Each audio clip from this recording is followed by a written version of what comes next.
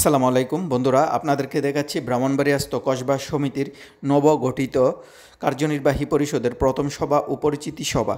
আজকের সভায় সভাপতিত্ব করছেন ব্রাহ্মণবাড়িয়াস্থ কসবা সমিতির সম্মানিত সভাপতি হাইরুল হাসান ভাই। আমি সাধারণ সম্পাদক হিসাবে আপনাদের সাথে কাজ করছি। এই কমিটিতে নবাগত আমার ছোট এবং বড় ভাইরা আছেন, তারা হয়তো নবাগত, তারা আমাদের কাছে নতুন ভাই। প্রথমেই শুকরিয়া আদায় করছি মহান আল্লাহ আলমিনের কাছে আমাকে আপনারা ওনার ইয়েতে সর্বোচ্চ সম্মানিত স্থানে আমাকে ভূষিত করছেন। এই জন্য আমি আপনাদের কাছে প্রথমে কৃতজ্ঞতা জানাই। তারপরে আমাদের যারা প্রয়াত হয়েছে বিগত দিনে, যারা এই কসবা সমিতির জন্য অনেক শ্রম দিয়ে আজকে এই অবস্থানে দাঁড়িয়ে করে দিয়ে গেছে, যারা নাই তাদের বিদ্যুৎ আত্মার মাগফিরাত কামনা করছি।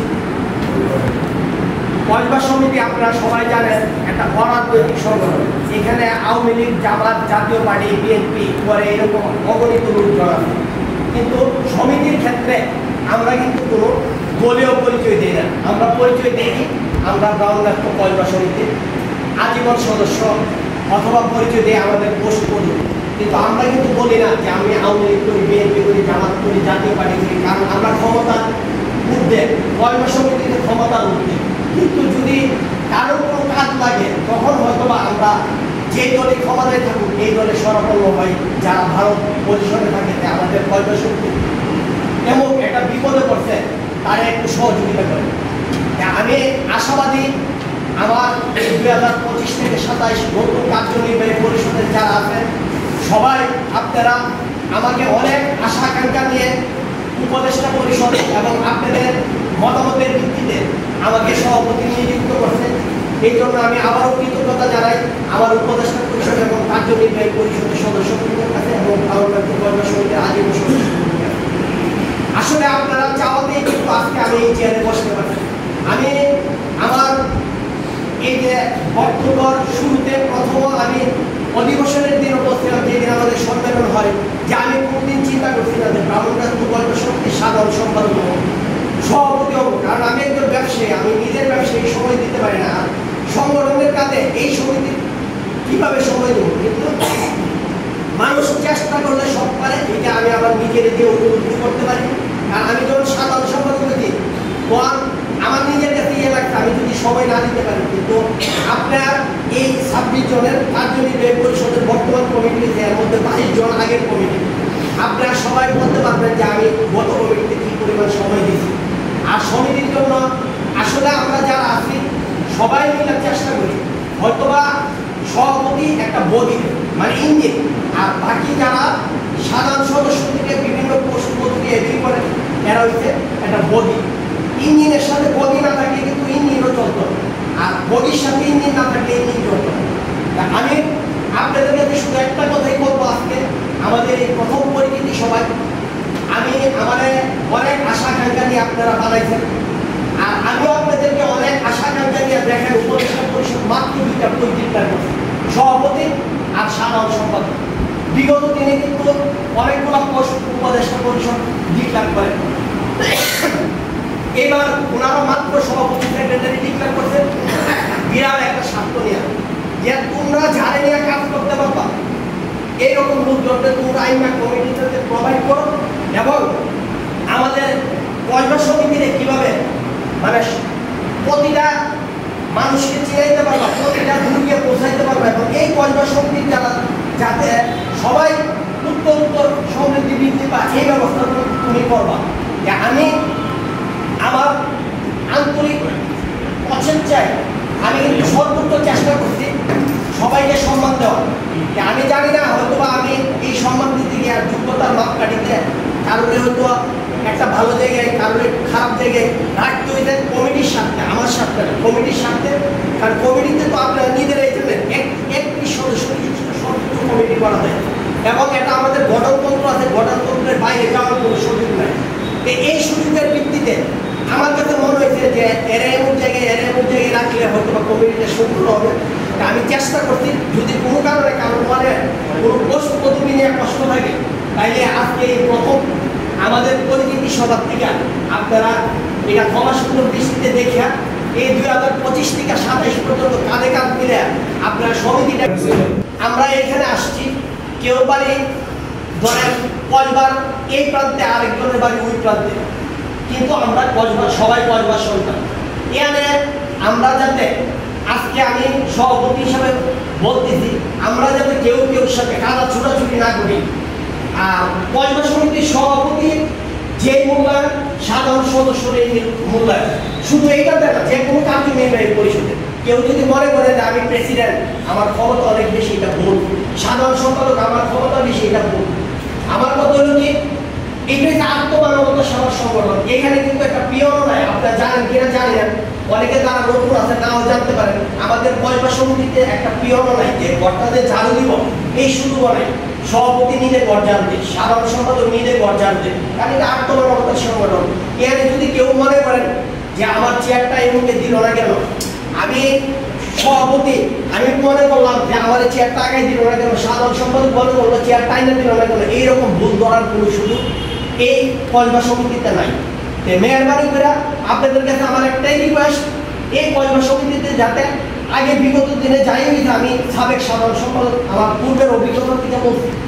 এইবার আমি যে কমিটিটা আমি নিয়ে হাতে আমি পা করে হয়তো 2 বছর পারিনি, আপনারা সবাই নিজেরা কাঁধে কাঁধ মিলে ভাই ভাইয়ের মতো চললে আমরা সহযোগিতা করে যাতে সবার উপদেষ্টা মন্ডলী এবং আজীবন সদস্য যারা আছে তারা যেভাবে আশা করছিল আমার কাছে যে আমি একটা পূর্ণাঙ্গ কমিটি করবো, আমার কাছে ক্ষমতা হস্তান্তর করছিল যে প্রেসিডেন্ট সেক্রেটারি মিল্লা পার্টি কমিটিটা করবো, আমি যেভাবে করছি আমি যাতে আমার আজীবন সদস্যবৃন্দ এবং উপদেষ্টা পরিষদে 2 বছর পরে বুঝাইতে সক্ষম হয় যে কসবা সমিতির ইতিহাসে এই হচ্ছে বেস্ট কমিটি।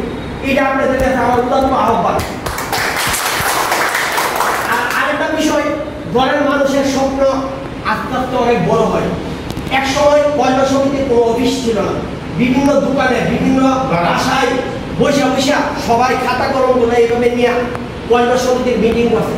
আল্লাহ পাক রব্বুল আলামিন হয়তো আমাদের এই ত্যাগ, আমাদের যারা মুসলিমরা প্রয়াণ করছে এরা ত্যাগ এবং আপনারা সবার শ্রমের কারণে হয়তো আল্লাহ চাইছে আমরা একটা প্লেয়ারের মালিক। এখন আমাদের স্বপ্ন, যেমন গত দ্বিবার্ষিক সম্মেলনে যারা আছিলেন সবাই শুনছেন, আজীবন সদস্য যারা আছেন বা আমাদের উপদেষ্টা পরিষদ এক্সিকিউটিভ বডির যারা বক্তব্য দিতে, সবার চাওয়া পাওয়া একটা যে আমাদের একটা নির্ধারিত একটা বিল্ডিং এর দরকার। আমরা ফ্ল্যাটে থাকতে চাই না, আমরা একটা নিজস্ব ভবন চাই। এই ভবন করতে হইলে তাইলে কে করবে? উপদেষ্টা পরিষদ তো আর করতো না, আজীবন সদস্য করতো না, করবে আমাদের এই বর্তমানে এক্সিকিউটিভ বডি। তাইলে আমাদের পরিষদ যদি করতে হয় তাইলে আপনারা মন খুললা সবাই আল্লাহ পাক রব্বুল আলামিনের কাছে দোয়া করবেন যাতে আমরা আজকের প্রথম সভা থেকে এমন একটা শপথ নিয়ে আগাইতে পারি যে আমরা অন্তত 6 মাস বা 1 বছরের মধ্যে আমরা যাতে একটা জমি ক্রয় করতে পারি। আর জমিটা ক্রয় করতে পারলে হয়তো আমরা বাকি স্বপ্নটা দেখতে পারবো যে আমরা একটা বিল্ডিং করবো। জমি ক্রয় না করতে পারলে তো আর এই স্বপ্ন দেখা সম্ভব হতো না যে আমরা বিল্ডিং করবো। আমি আপনাদের সবার কাছে সহযোগিতা চাই, আবারও আপনাদেরকে ধন্যবাদ জানাই, কৃতজ্ঞতা জানাই। আপনারা অনেক সময় দিচ্ছেন এবং আপনারা আমার ডাকে সাড়া দিচ্ছেন এবং আপনারা জানেন যে প্রশ্নে হয়তো রাখা হয়েছে আপনারা সবাই এটার সম্মান রেখেছেন, এই জন্য আমি আপনাদেরকে কৃতজ্ঞ। আসসালামু আলাইকুম। আপনারা দেখতে পাচ্ছেন মাননীয় সভাপতি, মাননীয় সিনিয়র সহসভাপতি, মাননীয় সহসভাপতি এবং সহসভাপতি, আরেকজন সহসভাপতি এবং আমাদের সাধারণ সম্পাদক, সাংগঠনিক সম্পাদক যার যার পরিচয় দিয়ে নিচ্ছে এবং সাধারণ যেসব সদস্য কার্যনির্বাহী কমিটির তারাও যার যার পরিচয় দিয়ে এই সংগঠনের সকল সদস্য এবং সম্পাদকদের সাথে পরিচিত হচ্ছে। আমাদের প্রাণের সংগঠন ব্রাহ্মণবাড়িয়াস্থ কসবা সমিতি। আমরা গর্ব করে বলতে পারি ব্রাহ্মণবাড়িয়াস্থ কসবা সমিতি একমাত্র যে 9টি উপজেলার মধ্যে যার একটি নিজস্ব ভবন আছে, একটি ফ্ল্যাট আছে, বসার একটি জায়গা আছে এবং আমাদের স্বপ্ন হয়তোবা আরও বড় কিছু। আশা করি আমাদের এই নবনির্বাচিত কমিটির মাধ্যমে আমাদের সেই স্বপ্ন বাস্তবায়ন হবে এবং আমাদের জন্য আপনারা যারা আমাদের এই ভিডিওটি দেখতেছেন সবাই দোয়া করবেন আমরা যেন ভবিষ্যতে। আমি বিগত আরও পিছনের যে দুটো কমিটি ছিল সেখানে যুগ্ম সাধারণ সম্পাদক দুই দুই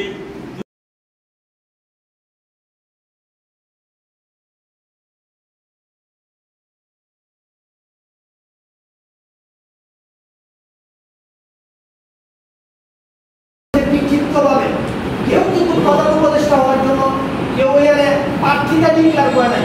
এই সংগঠনের একজনও প্রার্থীটা ডিক্লার করে নাই যে আমার উপদেষ্টা পালান। কিন্তু আমরা সমিতির স্বার্থে এটা আত্মমানবতার সেবা। জয় ভাই যে কথাটা বুঝেন যে পয়সাটি খাইলে আমি ফিরে যাবো না, আসলে এর অনেকে আছে ওই যে আমি বললে গেছি আমি সভাপতি, আমি আপনার সাথে অনুদান দিয়েছি, এটা কি শরমের কথা না? আমি সভাপতি সবগুলো চেয়ার আলাদাতে দিয়েছি, এটা কি শরমের কথা? উনি সেক্রেটারি, উনি গিয়ে সেটা ওই যে আবু পয়সা মারা গেছে কেন? আমরা উন্নয়ন করব, আমরা বিল্ডিং করব, আমরা জায়গা করব। উন্নয়ন বিল্ডিং জায়গা করতে চাই একটা শ্রেণী যদি নিরুৎসাহিত হয়ে যায়, একটা শ্রেণী যদি নিরুৎসাহিত হয়, এখানে একবার শরীর আমাদের আশা করার দরকার নাই।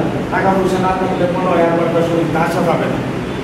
এমন অবস্থা যদি সৃষ্টি হয়, হয়তো বা হাইরুল ভাইয়ের নেতৃত্বে আজকের একটা জাঁকজমকপূর্ণ অভিষেক করি না, আমাদের পরিচিতি সভা হইতেছে। গত দুইটা ট্রাম আগে খুব করুণ অবস্থা গেছিল আমাদের, খুব করুণ অবস্থা আমাদের। সমিতির সভাপতি ব্রাহ্মণবাড়িয়া জেলার বিশিষ্ট ঠিকাদার আলহাজ হাবিব হাসান উপস্থিত আছেন। বাংলাদেশ কল্পনা সমিতির নবনির্বাচিত সাধারণ সম্পাদক জনাব